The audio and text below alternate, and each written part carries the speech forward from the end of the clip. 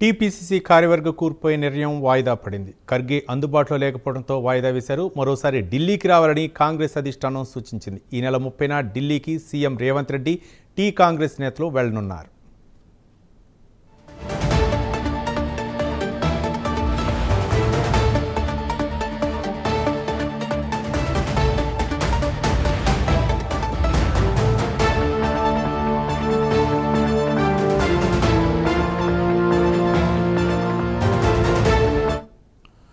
TPCC కార్యవర్గ కూర్పుపై నిర్ణయం వాయిదా పడింది. ఖర్గే అందుబాటులో లేకపోవడంతో వాయిదా వేశారు. మరోసారి ఢిల్లీకి రావాలని కాంగ్రెస్ అధిష్టానం సూచించింది. ఈ నెల 30న ఢిల్లీకి సీఎం రేవంత్ రెడ్డి, టీ కాంగ్రెస్ నేతలు వెళ్లనున్నారు.